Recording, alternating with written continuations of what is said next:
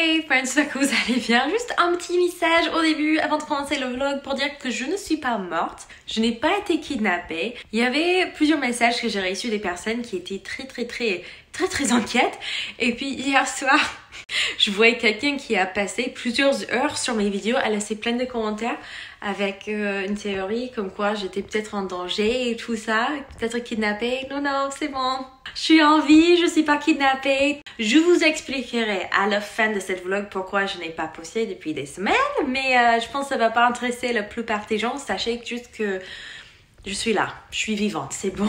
Hello friends, j'espère que vous allez bien. Vous allez peut-être entendre mon fils qui joue derrière et ma fille qui fait ses cours sur internet, donc pardon pour les bruits extérieurs. J'aimerais savoir si vous pourriez me dire dans les commentaires dans quel pays vous habitez, ou si vous êtes aux États-Unis par exemple, quel état, et les restrictions et tout ça. Comment ça se passe avec le Covid chez vous actuellement? Parce qu'ici, j'ai un peu ras-le-bol aujourd'hui.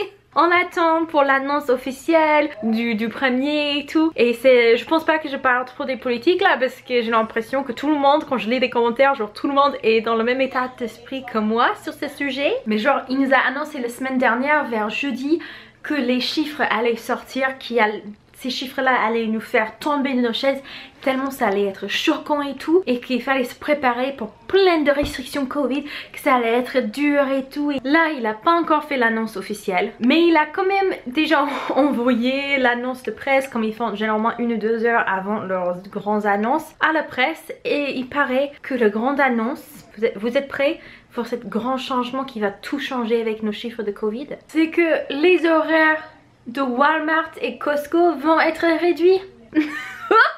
What? Genre, c'est ça la grande annonce? Pour les petites business, apparemment ça va être restreint encore plus. Alors que Walmart et Costco, ils vont avoir des horaires qui restent quand même assez grands. Mais franchement, ils vont juste faire fermer Costco une demi-heure plus tôt. Ça va pas changer des chiffres. Au-delà du fait que si on ferme les magasins plus tôt, les magasins essentiels, qu'est-ce que ça va faire? Ça va juste faire en sorte que les gens qui font leurs courses hors des horaires communs, ils vont être obligés d'aller pendant des horaires où les magasins sont beaucoup plus occupés. Donc c'est stupide pour ça, mais hors de ça, même si ils ont une solution pour ça, je sais pas quoi. Bref, c'est le fait qu'il nous a fait une teasing depuis une semaine. Le teasing du siècle. Et puis les grandes restrictions, ça concerne les business quoi, encore. Et c'est juste les horaires, c'est rien de révolutionnaire. J'espère que quand on aura les chiffres là complets et toute l'annonce officielle là tout à l'heure, qu'ils vont au moins réduire le nombre des personnes qui peuvent entrer dans un magasin à la fois. Parce que c'est pas les horaires qui changent si les gens attrapent le Covid ou pas, c'est le nombre de personnes qui sont dans les magasins. Et ça, au début, le pandémique, je pense que c'était pareil un peu de partout. Ils étaient top pour ça. Vraiment, parfois, il fallait faire le queue, mais dehors, on gardait bien les distances recommandées pendant qu'on attendait pour avoir notre tour dans le magasin. Depuis qu'ils ont arrêté ça, on nous laisse se compacter à l'intérieur du magasin comme si on était des sardines dans une boîte de conserve, quoi. C'est n'importe quoi. Je pense que le ras-le-bol général avec les gouvernements de partout dans le monde en ce moment est complètement justifié, punaise. Sinon, bonne nouvelle mon chéri, il rentre tôt aujourd'hui. Wouhou! On a décidé de venir travailler et surtout dormir à la maison ce soir. On va faire du camping en bas, les enfants ils préparent tout. Oh, Isaiah, leave the lights on, we can't see what I'm filming. On a sorti littéralement les équipements de camping, il y a un peu de sable de camping qui reste. Leurs petits, ils veulent être devant la caméra, ils comprennent pas. Isaac il dit cheese parce qu'il pense que je prenne les photos. On a pris ces matelas gonflables, ils sont auto-gonflables, on a pris pour le camping l'année dernière. Il faut le laisser une bonne heure ou parfois plus pour que ça gonfle automatiquement toute seule. Mais franchement pour le camping c'est top. Et là on va faire vraiment du camping ce soir, hein, ici dans le sous-sol. Nous sommes venus surtout pour avancer sur la tapisserie. Ça valait le coup, on avance bien. Je vous avoue que je suis pas douée pour, mais j'arrive et c'est la première fois que je tente de le faire. Donc si moi je peux le faire, n'importe qui peut le faire, hein. C'est pas très technique, pas compliqué du tout. Et c'est l'heure du dessert. On prend les cookies au macadamia. Sur le frigo qu'ils nous ont laissé, en fait c'est un truc très technique et tout. Vous pouvez avoir l'eau qui sort par là, les glaçons qui sortent par là. Vous choisissez la texture des glaçons et compagnie. Mais Isaac est très énervé parce qu'en fait il y a un petit protège enfant où vous appuyez sur un bouton et ça fait en sorte que les enfants ne peuvent pas jouer à leur plaisir. Et il n'apprécie pas Isaac. Ça s'arrête. Oh, ça c'est notre chambre qui avait le joli papier peint avant. On a presque réussi à tout enlever, mais comme vous pouvez voir, en fait, il y en avait genre 3-4 couches des différents papiers peints en dessus. Oh, mais on a enfin trouvé les murs, c'est bien. Et les murs sont pas dans un trop mauvais état. Et là, maintenant, c'est l'heure de dormir et on va devoir vite fait ramasser tout ce bazar. Good morning, friends. Je viens de me réveiller, première nuit dans la maison. Je m'étais réveillée assez souvent quand même pour vérifier que les enfants allaient bien et tout. Mais ça y est, ils dorment. Et je suis trop contente parce que je peux vous filmer sans avoir peur de les réveiller parce qu'ils dorment pas sur le même étage que je suis actuellement. C'est trop bien. Franchement, on va faire la fête. Aujourd'hui, le projet, c'est de s'attaquer à la cuisine et tout dégraisser. Je sais pas si vous pouvez bien voir, mais en fait il y a de la crasse tout autour des petites poignées. Chacun, ils sont tous comme ça. Et puis il y a pas mal des petites bêtises ici à l'intérieur qui ont été laissées. Juste des petites choses, pas grand chose, ils ont bien nettoyé. Mais nous on va revenir avec un dégraissant et essayer d'aller un peu plus fort pour vérifier que tout est bien. Mais je vous avoue, j'ai hâte d'enlever ces petites poignées et les remplacer avec quelque chose un peu plus moderne.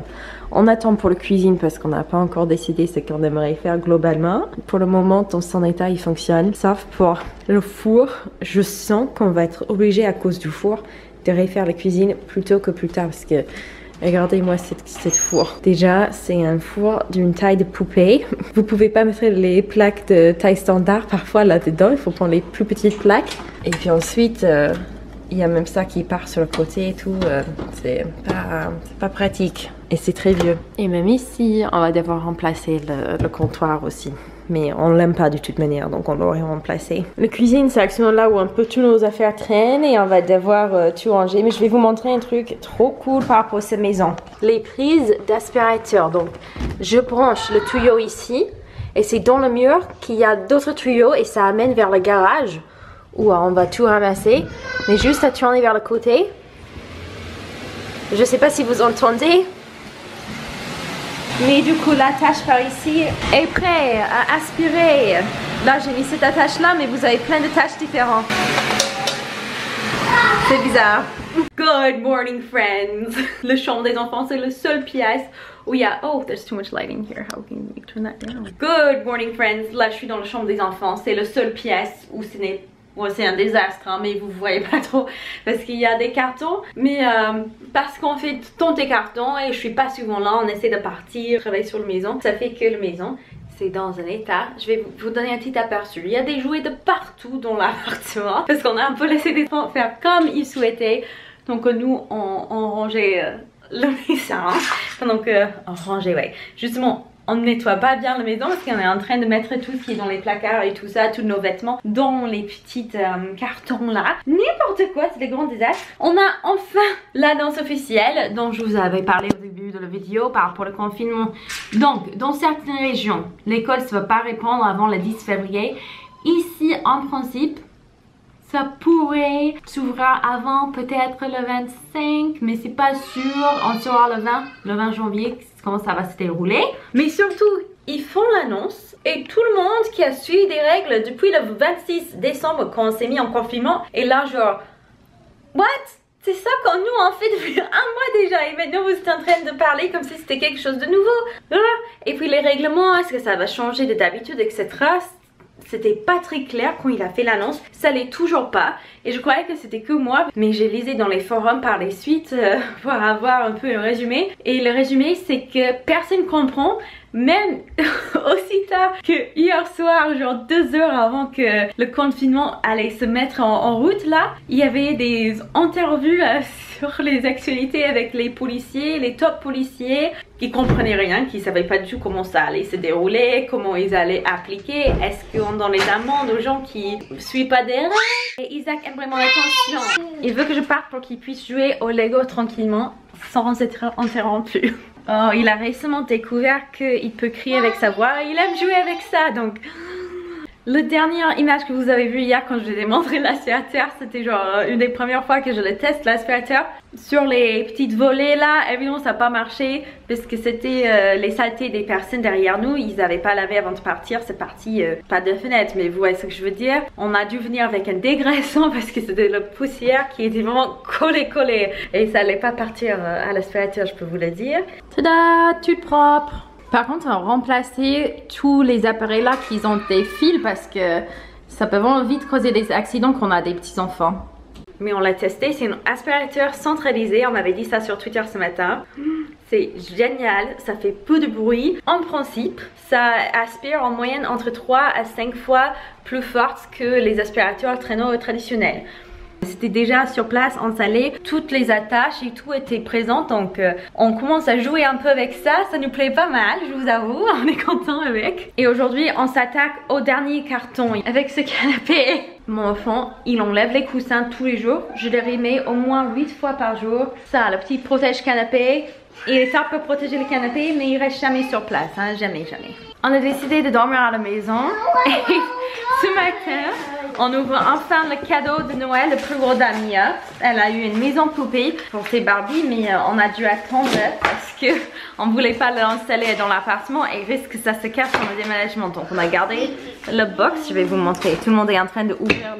C'est complètement le bazar dans notre chantier. Mais je pense, vu les instructions, ça a l'air d'être assez facile à monter. Je vous tiens au courant parce que là, ça me stresse un tout petit peu. La dernière fois, on avait fait une maison poupée KidCraft. C'était pas si facile que ça, il fallait bien être à deux. Mais là, je pense que je peux faire toute seule. Hein. Ça a l'air vraiment très facile. J'attends le retour de mon chéri pour monter complètement le meuble Barbie. Mais là, je peux vous dire qu'on ne veut plus jamais voir de papier peint de nos vies. Je vais passer des heures à laver les murs. Ça, c'est le pire pour moi. C'est pas enlever le papier peint, c'est enlever tout le colle qui reste après. Et il y a également un child lock, donc un protège enfant sur la machine à laver. Donc pour vous dire, la qualité de ma vie s'est améliorée par 3000%. Hein? C'est trop bien. Tada, c'est le résultat final. Voici ma nouvelle maison poupée. C'est Anna, aussi Elsa et Ariel. Voilà. Ça, c'est tout ça. Ah, j'ai fait. Je dois vous montrer parce qu'il y a une sorte de lit, canapé, je sais pas quoi, mais je le veux le même. J'aime trop le design. Je veux le même chez moi. C'est pas mal, hein? Là, vous voyez, c'est un peu surchargé. Mais ce modèle en particulier, j'aimais bien parce que ça venait avec plein de petits meubles. Comme il y a les 4 côtés qui sont disponibles, je préfère plutôt que les maisons Barbie traditionnelles parce que généralement, quand il n'y a qu'une face, si vous avez plusieurs enfants, ils doivent se battre pour avoir la place pour jouer. Mais là, on peut faire tout le tour. On peut jouer sur n'importe quel côté. Et facilement, 4 à 6 enfants pourraient jouer facilement ensemble sans s'embêter. J'ai la lit. Et tout ça, c'est la chambre du quelqu'un et ça c'est la. Bon, je vois c'est que c'est surchargé sur l'autre côté et puis vous avez les pièces quasiment vides sur ces côtés. Donc, on va peut-être réarranger comme Madame souhaite demain, mais c'est cool. Donc, pour les moins bonnes nouvelles, c'est que ma fille est toujours à l'école sur Internet. C'est environ 3 heures par jour. À un moment, ils étaient 4 et puis ils ont changé un peu leur façon de faire, heureusement. Mais moi, j'avais pas compris au départ qu'il allait falloir être sur Internet aussi longtemps. L'année dernière, quand ils avaient fait l'école sur Internet, c'était maximum 1 heure par jour à peu près. Du coup, je croyais que ça allait être pareil cette fois-ci et je leur avais dit à l'école que j'avais pas besoin qu'ils me prêtent un appareil ou quoi parce que bah voilà, on avait un appareil qu'elle pouvait utiliser à la maison. Malheureusement, c'est mon ordinateur de travail qu'elle utilise, donc il y a des heures par jour où c'est impossible pour moi de faire quoi que ce soit. Pour répondre à une question que j'ai reçue, oui, on habite dans la maison, depuis que j'ai arrêté de publier des vidéos plus ou moins. Ah, je vous avais filmé le déménagement comme vous venez de voir. Et puis ensuite, dès qu'on est arrivé ici, c'est presque impossible de faire dormir les enfants avant minuit. Donc, en plus de me lever vers 6 h le matin, je couche pas les enfants jusqu'à minuit. J'essaie de les coucher vers 8 h, mais ça fait que je passe 4 heures à essayer de leur faire dormir.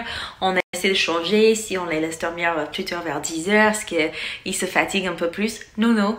Minuit semble être le bonheur en ce moment. Je sais pas si c'est une période passée, mais par le temps que minuit arrive, je suis complètement cassée et j'ai plus toutes les forces pour faire quoi que ce soit en gros. C'est pour ça qu'il n'y a pas de nouvelles vidéos ou rien du tout. Là ce soir ils se sont endormis à 11 h, donc je profite là maintenant pour vous filmer. Donc voilà, quand j'avais encore ma fille qui allait à l'école, quand j'avais mon chéri qui était un peu plus disponible le week-end, c'était plus facile de trouver des petits moments par-ci par-là, même si c'était un peu compliqué d'encore filmer, d'encore publier quelque chose. Mais là, il faut que je trouve un autre moyen. Clairement, parce que les week-ends, moi et mon chéri, toutes les deux, on est à fond sur peindre la maison, essayer de tout préparer. D'ailleurs, je suis dans la pièce où je vais finir plus tard, mais pour le moment, il n'y a rien ici. Il faudra qu'on le remplisse, mais c'est actuellement une petite pièce de stockage.